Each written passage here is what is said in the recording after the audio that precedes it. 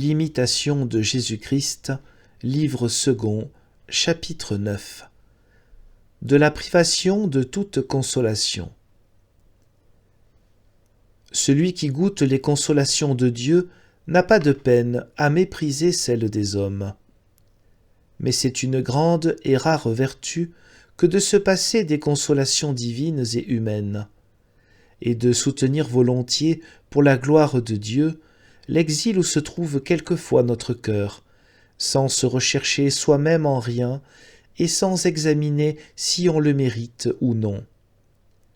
Quelle merveille que vous sentiez de la joie et de la dévotion lorsque la grâce vous visite. C'est un moment que tout le monde souhaite. Il est doux de voyager lorsqu'on est porté par la grâce de Dieu, et il ne faut pas s'étonner que l'on ne trouve rien de pesant lorsqu'on est soutenu par le Tout-Puissant et qu'on est conduit par le souverain guide. Nous sommes bien aises de trouver quelque chose qui nous console, et l'homme a de la peine à se dépouiller de soi-même. Le saint martyr Laurent surmonta le siècle et l'amour qu'il avait pour son évêque, parce qu'il méprisa tout ce qui lui paraissait le plus agréable au monde, et il souffrit paisiblement, pour l'amour de Jésus-Christ, d'être séparé du souverain pontife Saint Sixte, qu'il aimait tendrement.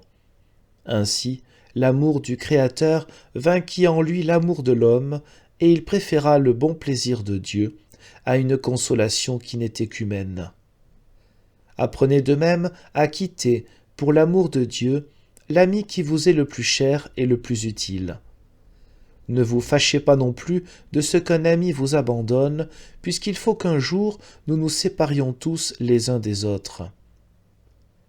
Il faut qu'un homme soutienne de grands et de longs combats contre lui-même, avant qu'il sache se vaincre entièrement et porter toutes ses affections vers Dieu. Quand l'homme s'appuie sur lui-même, il se laisse aisément aller aux consolations humaines. Mais celui qui aime vraiment Jésus-Christ et qui s'étudie à acquérir les vertus, au lieu de chercher les consolations et les douceurs sensibles de cette vie, cherche plutôt, pour l'amour de Jésus-Christ, les exercices laborieux et les travaux pénibles. Lors donc que Dieu vous fait part de ces consolations spirituelles, recevez-les avec action de grâce. Mais reconnaissez qu'elles sont un don de Dieu et non un effet de votre mérite.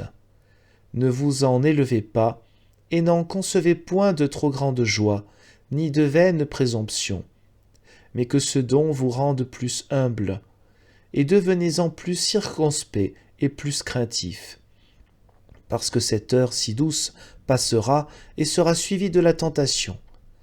Quand vous serez privé de ces consolations, ne vous laissez pas aller sitôt au découragement, mais attendez avec humilité et avec patience la visite d'en haut, parce que Dieu a le pouvoir de vous redonner ses grâces avec plus d'abondance. Ce n'est pas une chose nouvelle et inconnue à ceux qui ont quelque expérience dans les voies de Dieu, puisque les plus grands saints et les anciens prophètes ont eux-mêmes éprouvé ces vicissitudes.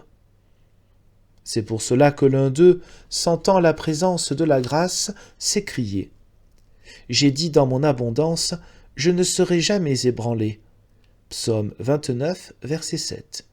Mais cette grâce s'étant retirée de lui, ce qu'il éprouvait alors en lui-même lui fit ajouter « Vous avez détourné de moi votre visage, et je suis tombé dans le trouble. » Psaume 29, verset 8.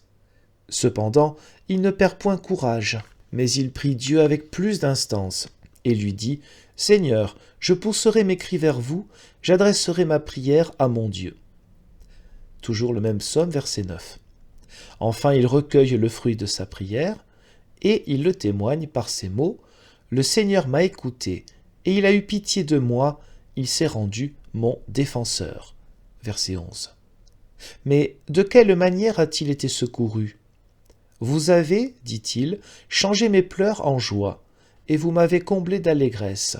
Verset 12.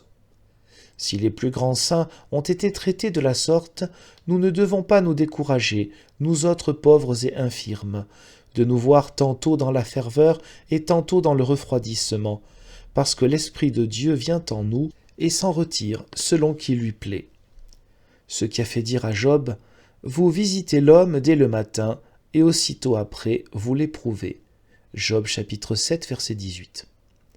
Où puis-je donc mettre mon espérance? Ou en quoi dois-je me confier? Si ce n'est seulement dans la grande miséricorde de Dieu et dans l'attente de sa grâce. Car, soit que j'ai près de moi des personnes pieuses, ou de saints religieux, ou des amis fidèles, soit que je lise des livres saints, ou de beaux traités de piété, soit que j'entende les hymnes et les doux cantiques de l'Église, toutes ces choses ne me servent guère, et j'y trouve peu de goût, quand cette grâce me quitte, et que je suis abandonné à ma propre indigence. Je n'ai point alors de meilleur remède que la patience et une entière abnégation de moi-même dans la volonté de Dieu. Je n'ai jamais trouvé de personne si religieuse et si sainte qui n'ait senti quelquefois ces soustractions de la grâce et quelque diminution de sa ferveur. Jamais saint n'a été si élevé et si éclairé de Dieu qui, avant ou après, n'ait souffert quelque tentation.